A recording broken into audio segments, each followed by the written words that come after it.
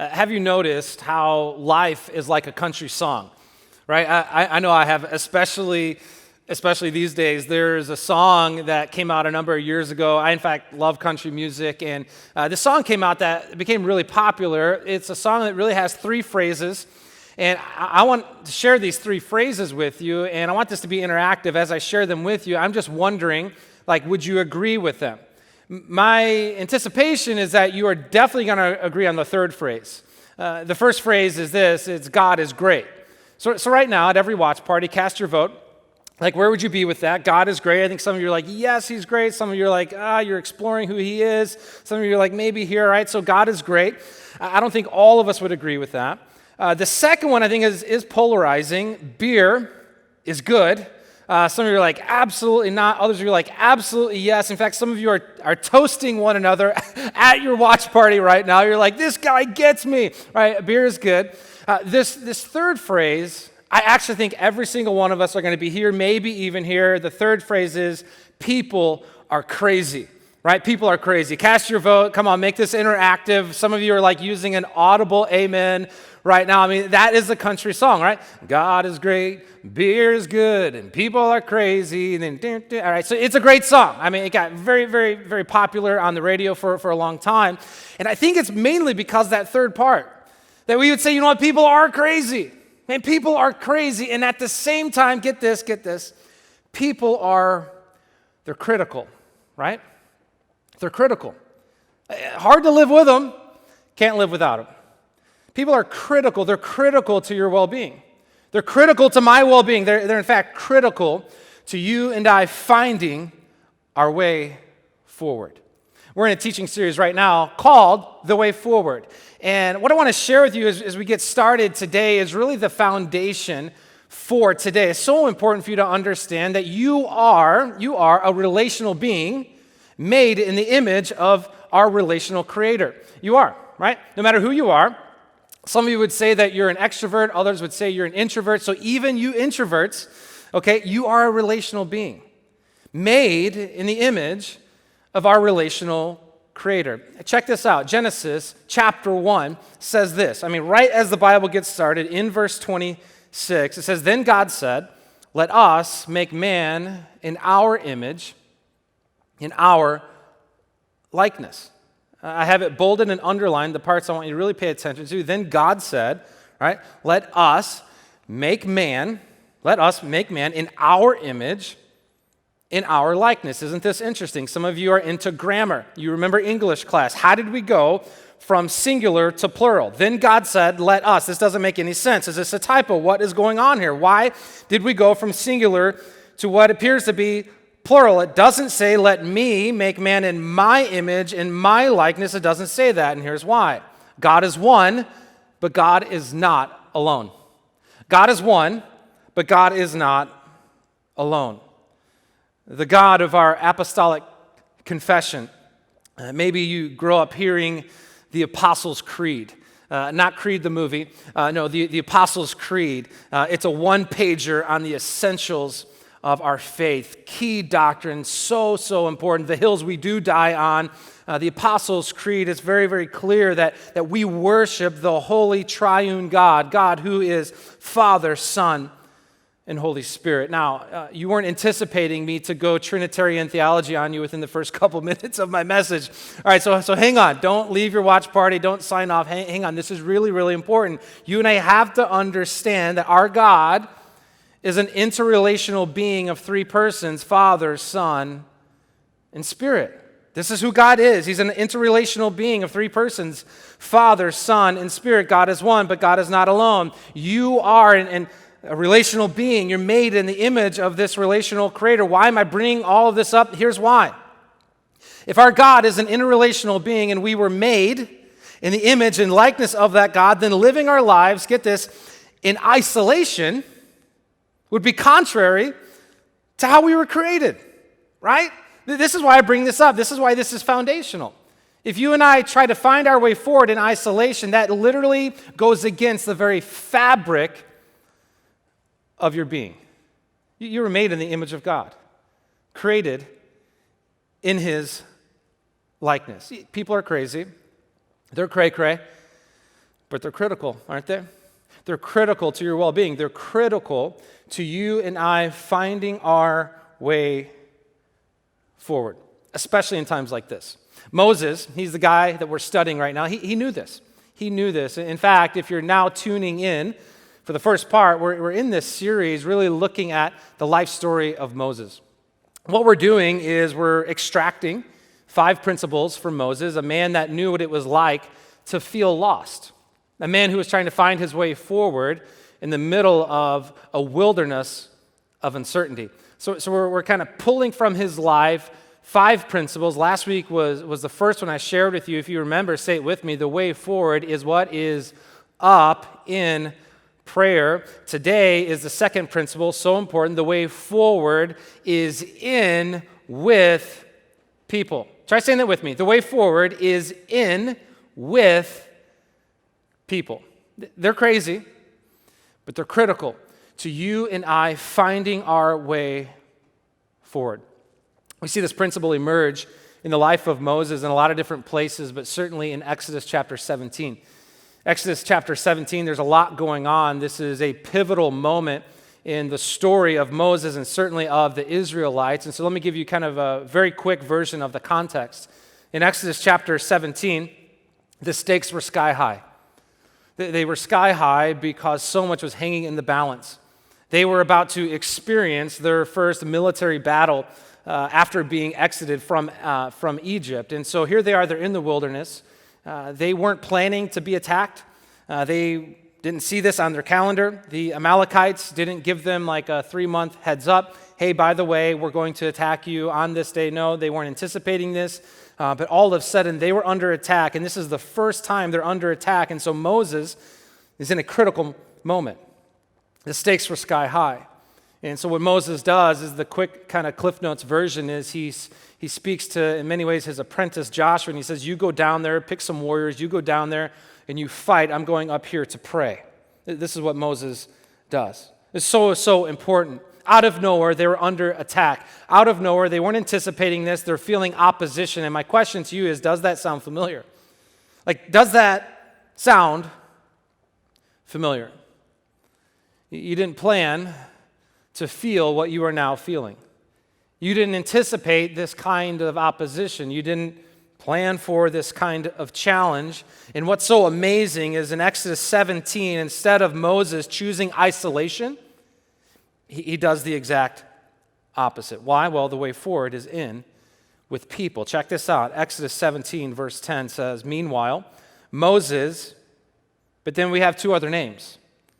You see, I think many of us, if someone was chronicling our life story, it would just end with our name and keep on going, but not with Moses, not with a man who found his way forward in the middle of a wilderness of uncertainty. It's because he did not go alone.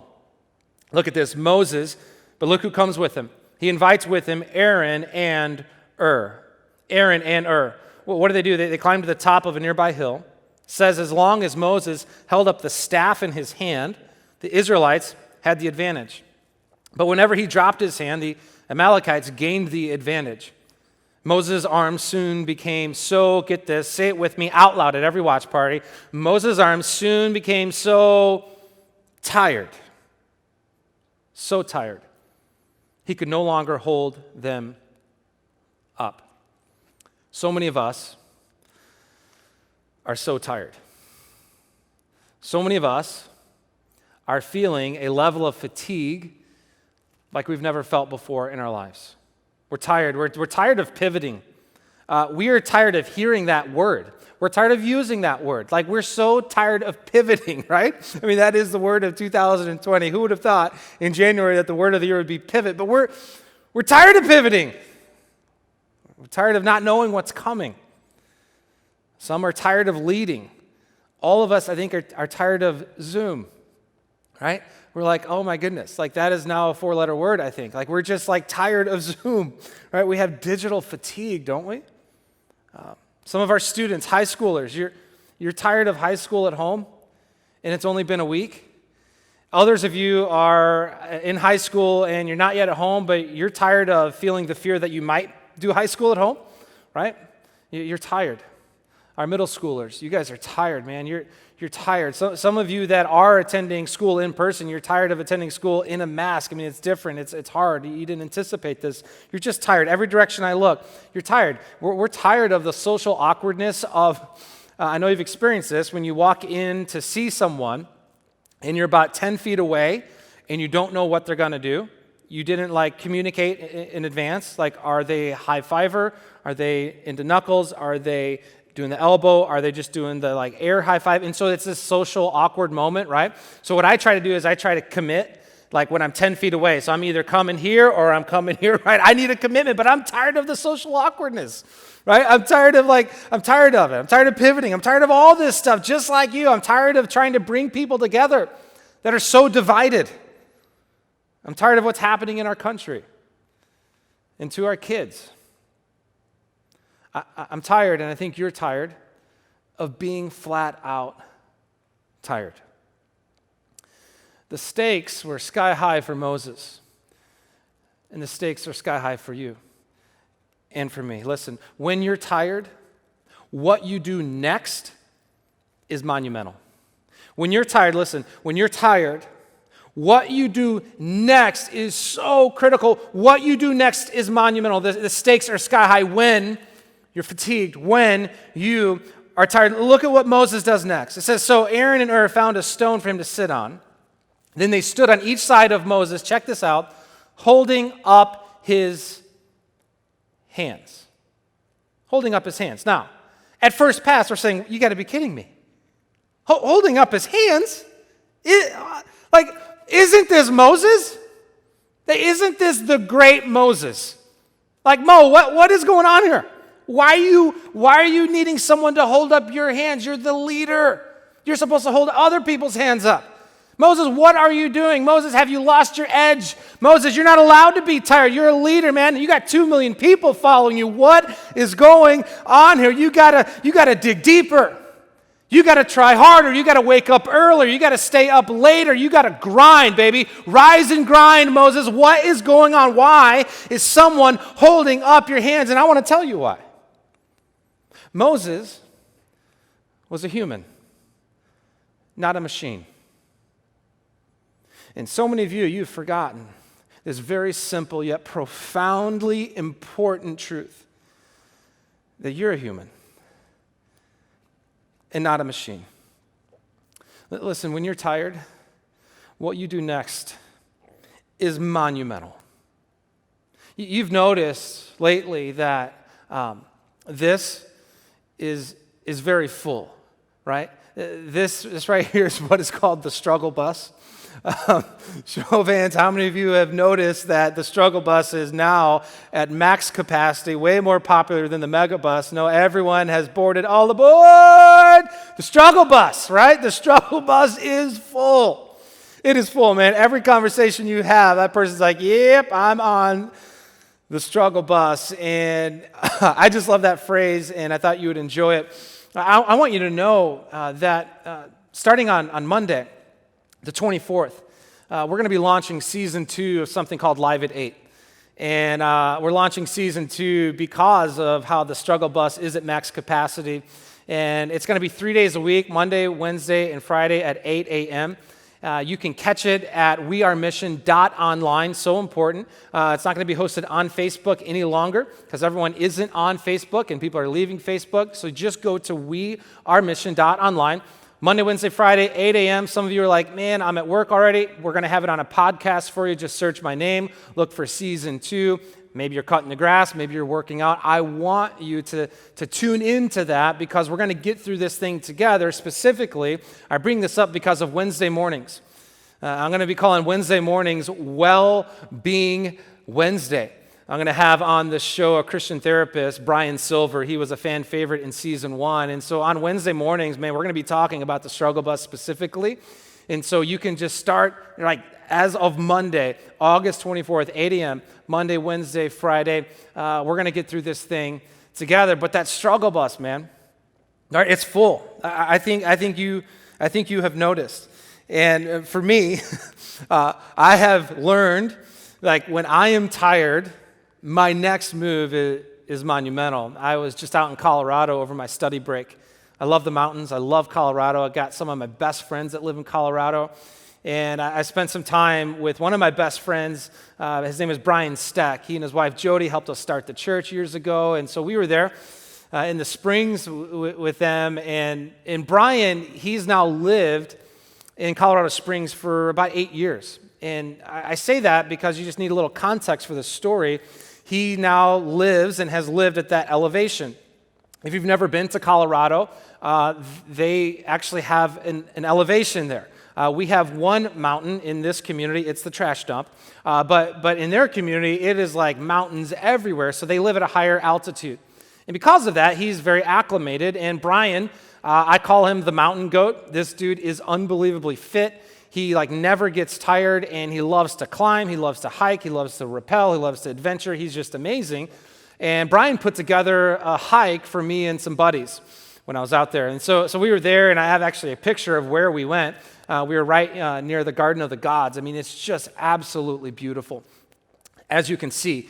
And Brian picked this trail, and as we're getting near the trail, we pass this sign, which, I love the Chicago Bears, but I don't want to see bears in person. Nevertheless, we continued forward, and Brian assured us that we were not going to get mauled by bears, and so we continued on, and we began to climb.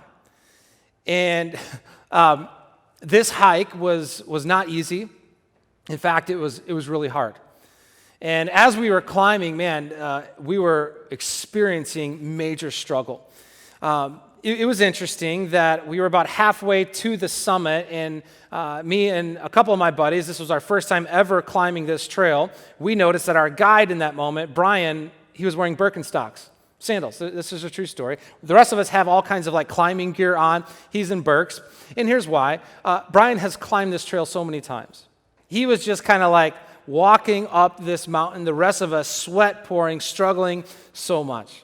This story is one I want to share with you because I learned two principles that are so important for you to learn right now. Here it is. There were moments on that hike where Brian would help me stay the course with courage.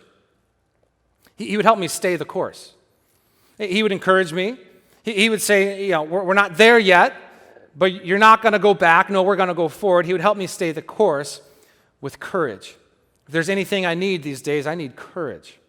Something else Brian would help me do, and it was really important, it actually kept me alive, he would help me change my course, right? Because I would start to get off course. I'd never done that hike before, and I might be moving towards an edge, or I might be heading the long way around the mountain. And Brian, because he knew the way forward, he actually helped me change my course with correction. Now, it's interesting. I never fought Brian with the correction that he gave me.